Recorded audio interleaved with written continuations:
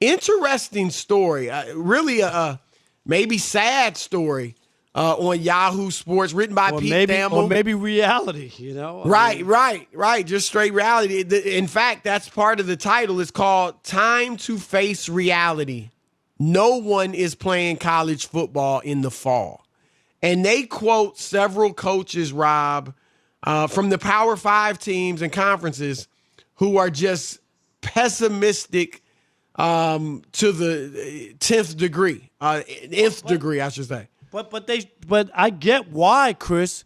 When you can't get the student body on campus, it's just think about that. Seriously. I teach at USC. Chris, I'm not teaching in a classroom come September. I'm doing online. They've already determined Even that. if kids are on campus, they're doing a lot of it online or most of it online. Well, because the thing is this, Rob, it's not in any way, shape, or form like the professional sports, right? Because, I mean, first of all, you can't put, we see it even with the NFL, you can't put that many players in a bubble, it doesn't seem. And you certainly can't do it in college because it's even more players. And it's different because you're not separating, Chris, the kids on the team are college students. Right. So if you're saying that it's not safe for the kids to be on campus, how could it be safe for the football players to be on campus? I mean, that's just, elementary. Right. No, you're right. That's just elementary. And the coaches see through it. Here's one coach said this, a Power 5 coach, anonymous. I cringe when I hear administrators saying that the health and safety of the student athletes is first and foremost. No, it's not. If it was, you would have already punted the season. And that's true. Now, you see, Rob, the Ivy League, and I believe it's the Patriot League. Rob, because the money they've already pulled out, right? You know why, Chris? They don't make money for their schools off of athletics. Exactly right. That's easy to pull a plug. There's no big money they got to return to NBC or ESPN. They don't have to do that. Yep. It's easy to just say, right? I mean, let's just be honest. There's no doubt that this is about money. And I got to admit, Rob, I'm very pessimistic. Like you said, these kids live on campus. There's no way body that they're not going to be coming into contact with other students. And here's the other thing, right? They're unpaid. So because look, let's look at the NBA. Are the players taking a bit of a risk by going and playing? Yes. But here's the thing, profession. At least they're getting paid. And the players are willing to do it because they know if we don't play, the salary cap is going to tumble next year and our future earnings will be a lot less. So they're willing to make that decision and take that risk, most of them. But you can't ask a college kid who's not being paid to take that kind of a risk. You just can't. No. And it's selfishness on, and you and I, look, we've said it before, we make our living in sports. We want to see games. Right. And college football is among the most exciting sports that we have. There's no doubt about it. It draws as much attention as any other sport. And yet, I just don't know how you're going to put these kids in harm's way like that. And here's the thing, too, as we've seen, obviously, and thankfully, most of the athletes who've gotten it, they've gotten over it and they seem fine in a few weeks. But we don't know everything about this disease. And now you got people talking about it's impacting the lungs, right? Like it could impact the lungs long term, your fatigue, your stamina long term. So we got to stop playing around. And this goes for everybody, Rob. We got to stop playing around. It's now up to 70,000 cases. Remember a week ago it was at like 40 nationally, 40,000, and Anthony Fauci, the doctor, said we could get up to 100. And it seemed like, man, that's a heck of a jump. It's already up to 70 reportedly.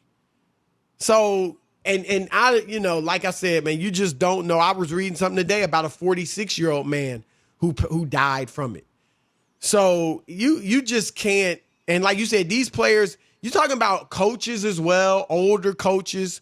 You're talking about professors on campus. It's just college is a whole different ball game. It's a community up to to itself, Chris. Right. And there's a responsibility too by the college. Chris, if you put kids in harm's way and God forbid something horrible happens, what's going to happen? How come you had classes? How come you brought kids back? Do you know what I mean? Yep. Like it'll be. And you know what they probably have to do to get these kids to play, Rob? Sign a waiver. Waivers, yep. And look, I'm it's telling one you, thing that's for the a only professional way. athlete, but for a college athlete, that's a whole different ask. That's man. something that parents would have to be like, I don't know if we really can make that happen, or if this is something that we really want to do, just given the uncertainty of it. We all wish that everything is going to start on time and there'll be a season. But the only thing that makes me like, I think the baseball is going to start, Chris, a week from Friday. I believe that. I think the NBA is going to start. Yep. I believe that 2 weeks from Friday. And the only reason that college is different is because of the campus setting and because you're not allowing the student body to come back. That's the only reason why I question college football. No, I hear you. And it's too many kids. Like baseball and any of the pro sports is a limited, finite number of players. Are you going to say, well, the SEC, the Big Ten, the Power 5 conferences can play, but not the mid-majors? How you and then we put them in a bubble or something? You can't put these kids in a bubble. They're playing for free. Okay, scholarship. You can't put them in a bubble. And even the nature of the sport, Rob, baseball, I get it. There are which is surprising to me, but it's happening. You may have talked to people too. I have friends whose sons are playing baseball right now. My Little godson, both of my godsons are playing. One is in Georgia and one is in New York. They're playing. They're playing baseball. So but you can to some degree socially distance in baseball. Right. It's Other than first base, Chris, and where you at pitcher with the catcher. Or catcher in the batter. Catcher in the batter. Other than that, you're not next to anybody. Right. Right? If you're running the bases, you're playing right field, you're playing third base, you really don't have any interaction with people. Yep. So, and then basketball is a smaller. We're talking about 320 some odd players. Right. A smaller roughly number for the NBA. Yeah, and it's not even that many because when you've eliminated 8 teams already, right? Well, that's what I mean. It would be instead of 400. But yeah. But the other thing is this: if you read the article, it talks about one AD. I'm not sure if it was an AD or a coach, but he said that everything's on the table. He said they might try to keep pushing stuff back to see if, something breaks and there's some type of, the surge goes down, whatever you want to call it. But this guy mentioned, he said some people might want to try to play 4 games in the fall and then like 6 in the spring to get their 10 games. And look, what you talking about, Willis? What? Right. It's that, because here's the thing. I know that in the NBA, we're essentially doing that, right? They played, 65 games, and now they've had this 4-month break, and we're going to continue the season. But there's a few differences. One, we didn't start it off that being the plan, right? This is just trying to make the best out of a bad situation. To go into it thinking we're going to play 4 games in the fall and have, a 4-month break, 5-month break, and then play 6 games in the same season in the spring, that does not sound appealing to me in the least bit, Rob. I don't want to see that. I already think the break between, the last regular season game and the national championship or the biggest bowl games is too long. You're talking about 50 some odd days in some cases. I don't want to go 4 months. Oh, yeah, they were 3-1 in the fall, so now they pick up from there. I can't even fathom that. Yeah, that's a lot, and it's not what we're used to. So I just don't know how this is going to play out. I really don't. That story was a little, what's the right word? Sobering? It was sobering to think that this is because of where we are in college, Not so much the NFL. We've already seen what they've done. The Hall of Fame game is tossed to the side. A couple of the preseason games have already been tossed to the side. We're already seeing, like, if everything was full. Don't forget, we're in July. Training camp, Chris, is supposed to start pretty soon. Right. Now, NFL training camp, and normally you have the month of August for the games, right? Yeah. No, it could get and the pushed season back starts too. in September, so we're It already could get pushed back too.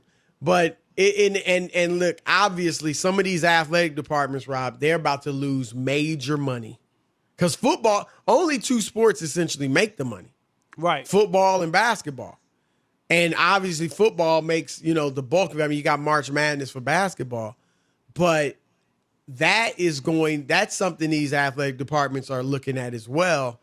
But it is what it is, man. And who I feel most bad for are the kids.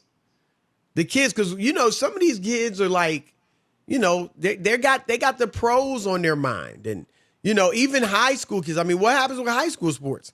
If you had designs on getting a college scholarship, but look, it's different. They already make a different world. Parents pay, Chris, for high school sports. Like some places where the money's not right, you got to pay to play. Right. And if you don't have the money, you can't play for whatever uniforms and to help pay the coach or whatever it is. So imagine, you're right, the trickle down and how much it's hurting sports. Well, and speaking of pay to play, it was said in this story because Pete Thamel, he talked to some people in the NFL as well, and he mentioned that in his article. He said there's even a growing pessimism among NFL people. And here's what is it really? Yeah, he said, and here's the interesting thing.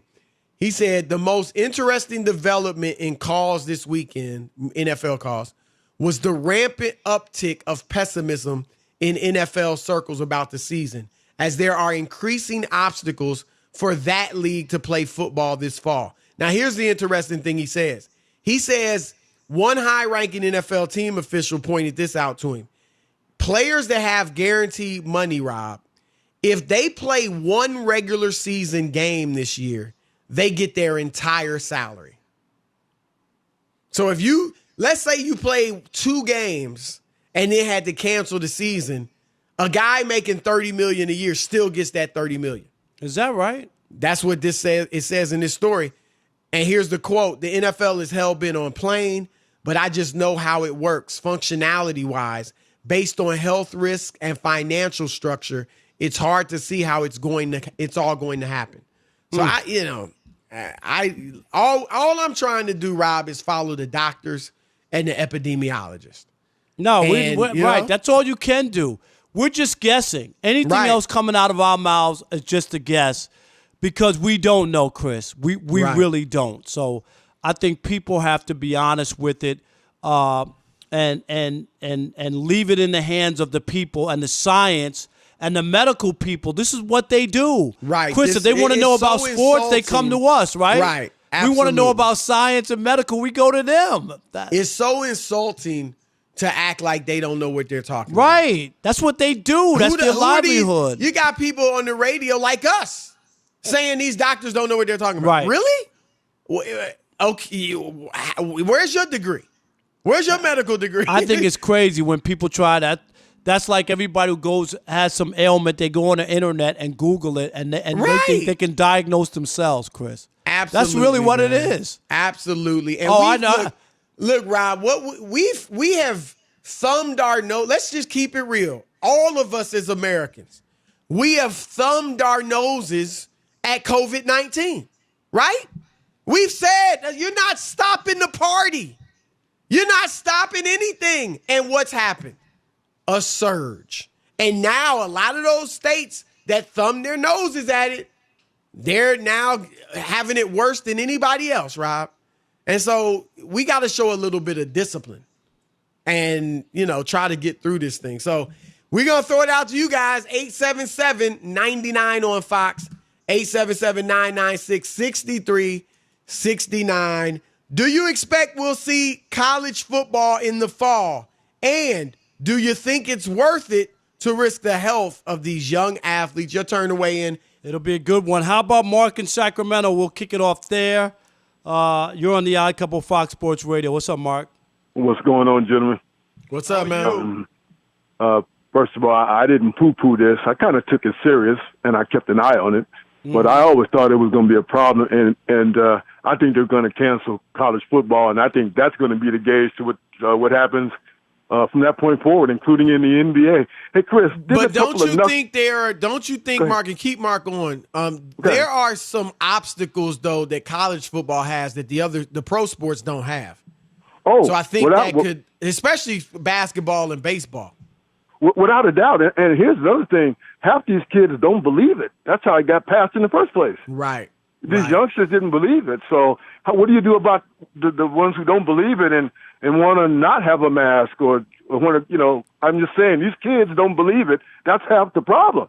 They're the ones who's passing it. Yeah, it's a mess. We saw it once they opened up. Remember they dropped restrictions and all these kids were partying and all kinds of crazy. Remember that in Florida? The video was outrageous. Well, supposedly they're having COVID-19 parties trying to get it.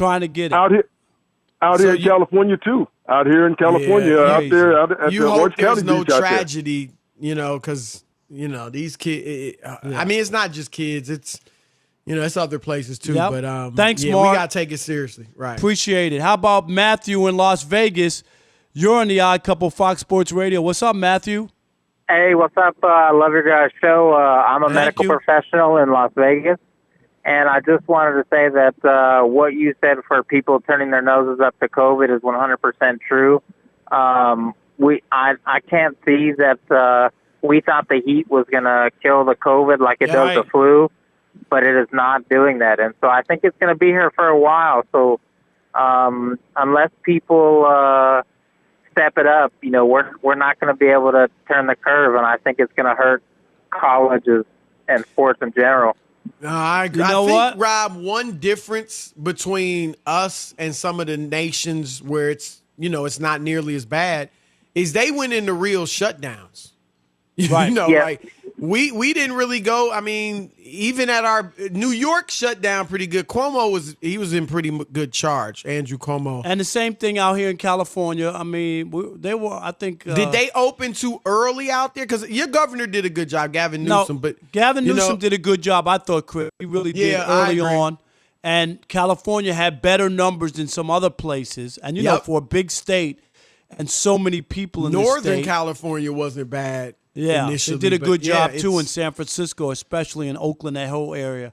Yeah, it's crazy. Thanks for that call too, Matthew, and thanks for your service. Jamel in New York, you're on the Odd Couple Fox Sports Radio. What's up? How you doing there, Rob and Chris, man? What's up? This is crazy, and I can't believe that they actually want to have a college football season when every governor, every mayor is shutting down classes for the kids to go to school, and you want these kids to come to college, and they're not getting paid.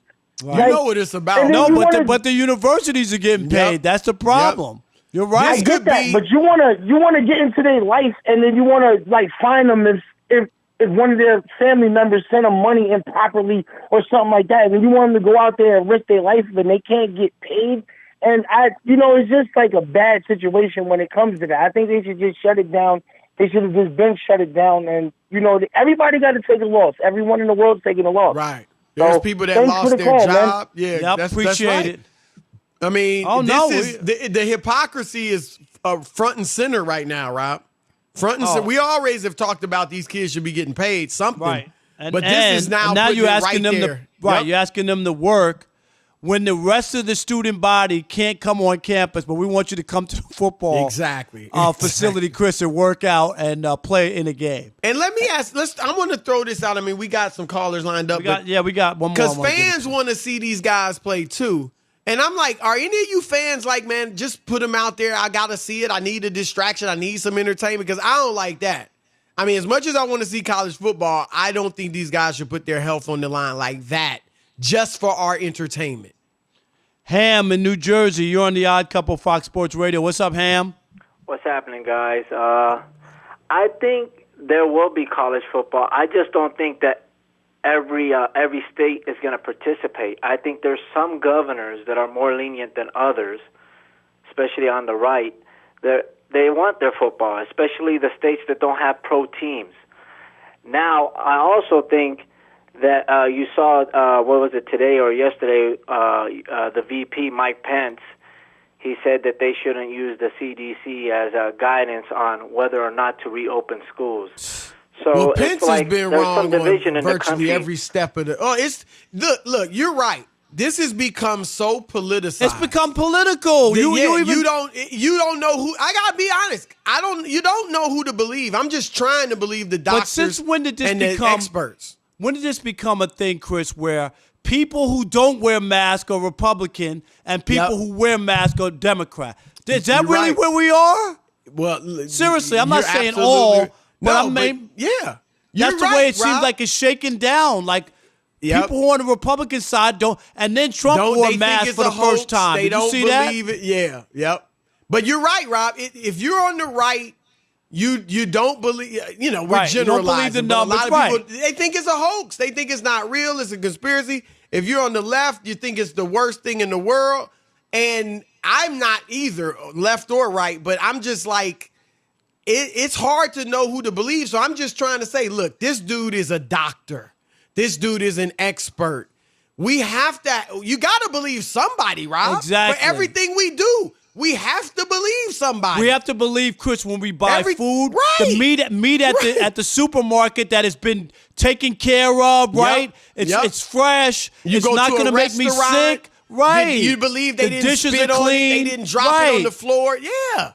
I mean, if we're getting to a point where there's just no standard, where you can't believe anything, it's all based on your politics, right, we're in deep trouble. We're in trouble. Yeah. It's all right. That's it's going to be interesting, Rob. That's our political moment for the Odd Couple today. And I think people know we right. We ain't trying to get political. I don't care what you are, Republican, like Democrat, whatever. But that's what it totally is. If I watch CNN or MSNBC, I got one. I'm got one thought, right? If I watch Fox, I've got a whole nother thought.